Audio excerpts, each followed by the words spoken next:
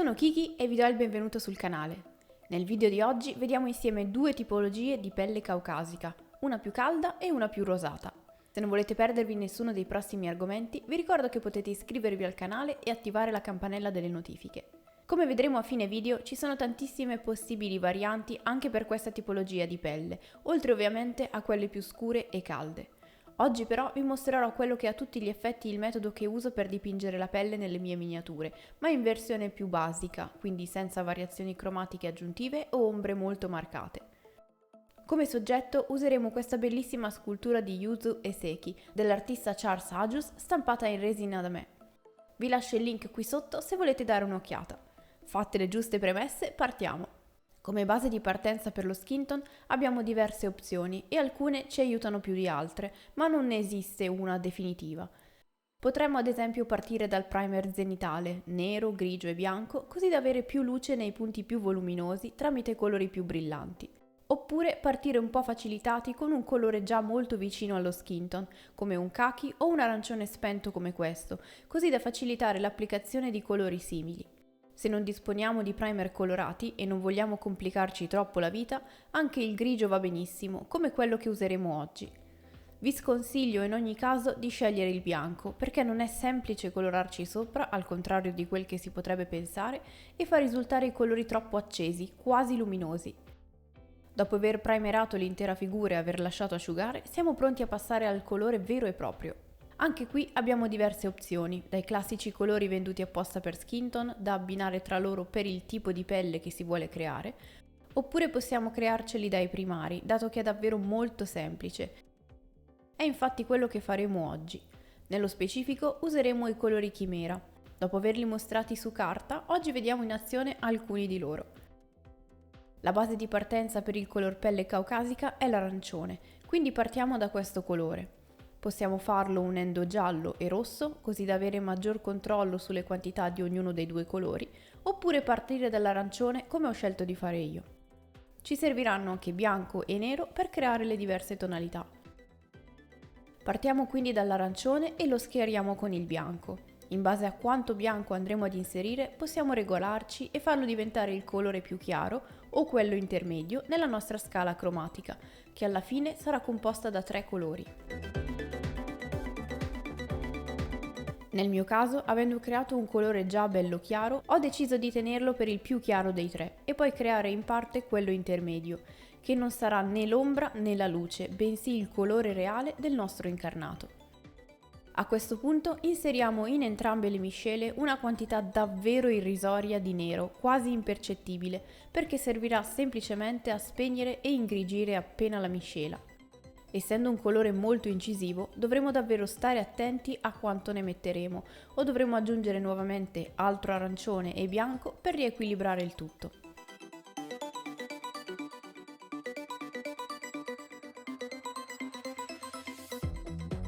Ora che abbiamo tono medio e luce, ci manca l'ombra, che sarà anche il nostro punto di partenza. Utilizziamo quindi l'arancione puro da scurire con una punta di nero, qui da usare appena più abbondante.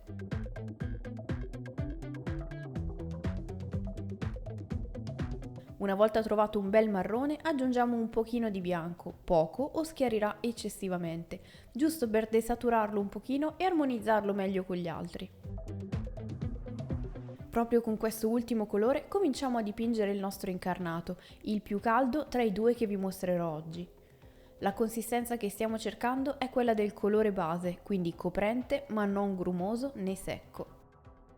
Per un approfondimento alle consistenze di cui parleremo oggi, lascio i video qui sotto in descrizione. Anche se ci sembra eccessivamente arancione, dobbiamo ricordarci che si tratta solo del colore delle ombre e quindi rimarrà visibile solo in alcuni punti, ma l'uso di bianco e nero nella miscela serve proprio a questo, a spegnere l'eccessiva saturazione della miscela.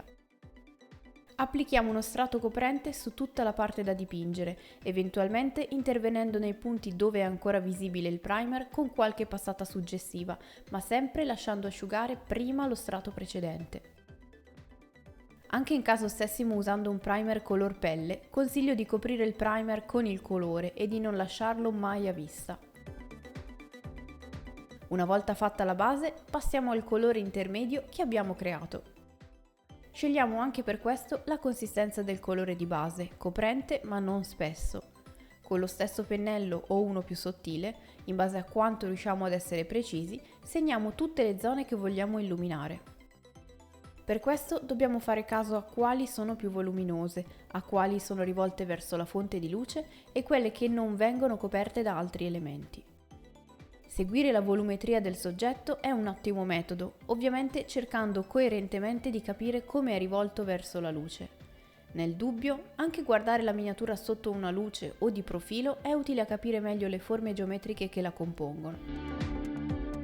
In questa fase può sembrare di rovinare il lavoro fatto, ma è giusto così. Abbiamo bisogno di segnare come in uno sketch veloce i volumi per capire se ci sembrano corretti, prima di perdere tempo a sfumarli. Dove applichiamo questo colore non deve intravedersi quello sottostante, ed è per questo che usiamo il colore coprente come quello di base. Come detto, si tratta del colore reale della pelle, quello che avrebbe la pelle in situazioni neutra, né di ombra né di luce, quindi in proporzione deve coprire più superficie rispetto agli altri due. Nei recessi dobbiamo ovviamente lasciare l'ombra, andando a simulare l'effetto creato dallo shade, ma noi così lo facciamo in modo pulito e controllato. Una volta fatto uno sketch che ci sembra corretto, possiamo finalmente sfumare. Creiamo un mix al 50% tra i due colori usati o semplicemente usiamo uno dei due e ricerchiamo la consistenza della velatura. Eliminando quasi tutto il colore dal pennello e avendo il massimo controllo della pressione applicata alla punta, riusciremo a collocare il colore solo dove ci serve e a non coprire le sottili strisce di ombra che abbiamo lasciato sulla miniatura. Facciamo quindi delle piccolissime pennellate trasversali sulle linee di stacco delle singole zone, avendo cura di farle tutte nello stesso verso in base al colore che stiamo usando. Se è chiaro, partiamo dallo scuro e finiamo la pennellata nel chiaro. Se è scuro, iniziamo nel chiaro e finiamo nello scuro, come piace a dire a me, riportandolo a casa, nella sua zona di appartenenza. Questo perché dove iniziamo la pennellata rimane meno colore, mentre ne rimane di più dove la finiamo. Durante questo e tutti i processi di sfumatura dobbiamo stare attenti a non perdere di vista i volumi che abbiamo segnato prima. Se ci allarghiamo troppo con le pennellate delle sfumature, copriamo l'ombra e di conseguenza la miniatura perde uno degli elementi essenziali del volume. Una volta soddisfatti dell'effetto di sfumatura ottenuto, passiamo a inserire le luci con il più chiaro dei colori creati all'inizio. Consistenza del colore base, precisione e collocandoci all'interno delle zone segnate prima, ma restringendo di molto la zona colpita, segniamo le luci massime, ovvero quelle che servono per dare maggior senso del volume alle parti. Qui è importante ricordare che, come l'ombra, anche le luci occupano solo una piccola parte del soggetto e che non dovranno prendere il sopravvento sul resto.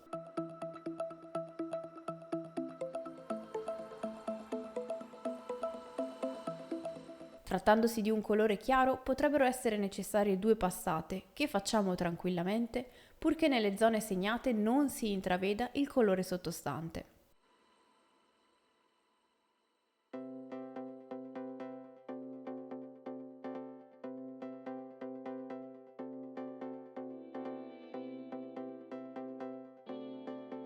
Come prima, creiamo il mix tra i due o ne scegliamo uno dei due e troviamo la consistenza della velatura, scarichiamo il pennello e siamo pronti a sfumare.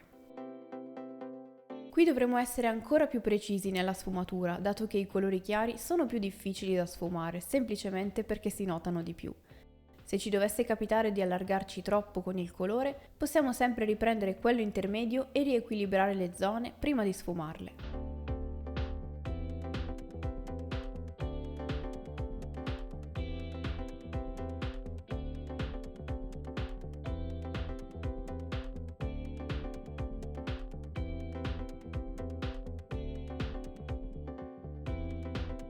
Alla fine possiamo anche aggiungere qualche piccolo punto chiaro senza sfumarlo, solo per concentrare la luce in punti precisi.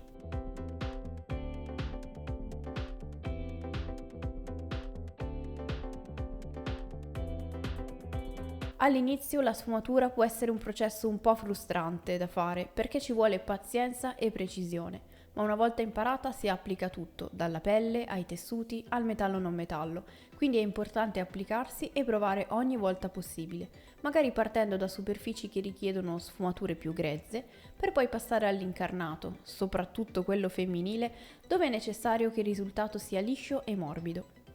Va da sé che più sono cromaticamente distanti i colori che vogliamo sfumare, più sarà difficile sfumarli. Inoltre, più è grande la superficie da sfumare, più la sfumatura deve essere liscia e morbida, cosa che su una miniatura molto piccola può anche parzialmente perdersi, dato che l'occhio umano non le coglie. Lo zoom delle fotografie invece non lascia spazio a errori, quindi se volete notare meglio i miglioramenti, vi consiglio di dare un'occhiata così ogni tanto.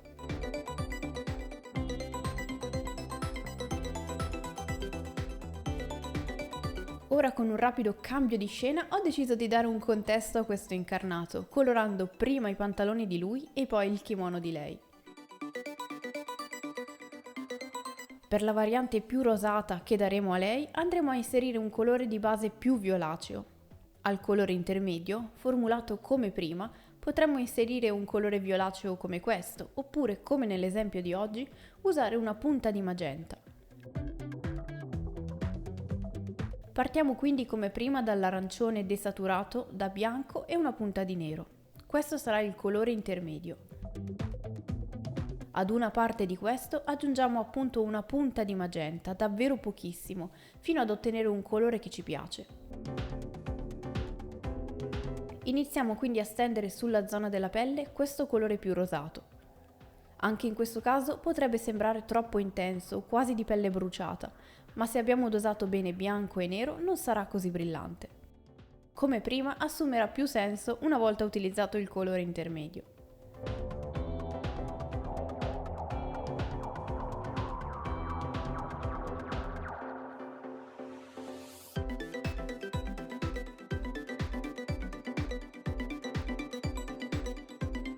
Con il colore intermedio segniamo poi tutte le zone voluminose, evitando i recessi. Starà a noi capire quanto spazio lasciare per le zone in ombra, in accordo con le forme del corpo.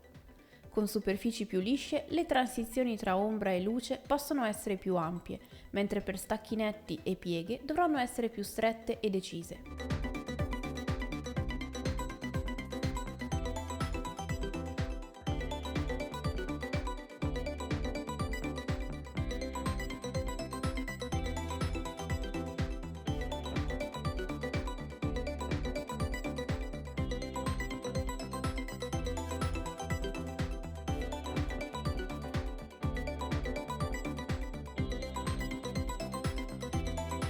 Sfumiamo gentilmente come prima, ricordandoci che sui corpi femminili le sfumature è meglio farle ancora più morbide.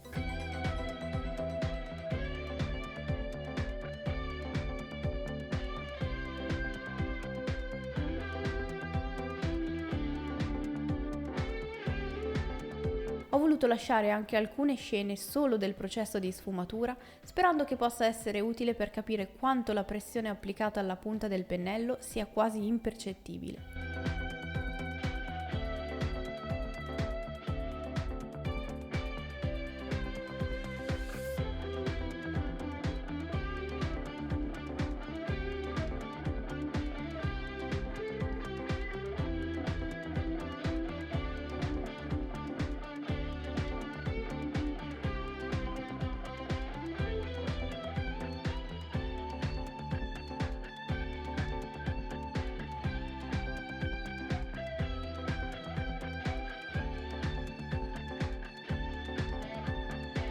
Una volta soddisfatti, passiamo alla creazione della tonalità più chiara.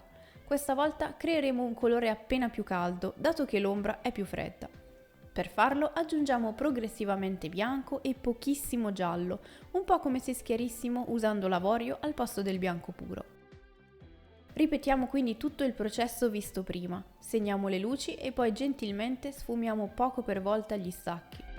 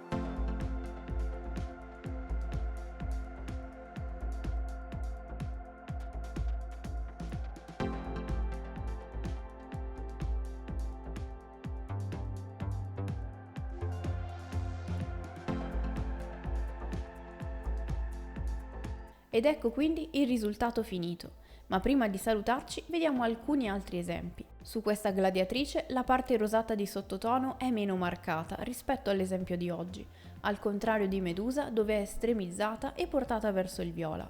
Allo stesso modo si può giocare con incarnati molto più spenti, sia per quanto riguarda le luci che le ombre, come nel caso di quest'altra versione fatta tempo fa e non finita di Yuzu e Seki, o del pirata, al quale ho fatto ombre azzurre. Ci si può davvero sbizzarrire per creare effetti più o meno realistici. Spero quindi che questo video vi sia stato utile. Se è stato così, fatemelo capire con un like e un commento qui sotto. Se proverete a mettere in pratica i miei consigli e dipingerete qualcosa, taggatemi nei post su Instagram, che sono davvero curiosa di vedere i vostri risultati. Io come sempre vi ringrazio di aver visto il video fino alla fine, vi do appuntamento al prossimo e fino ad allora siate creativi!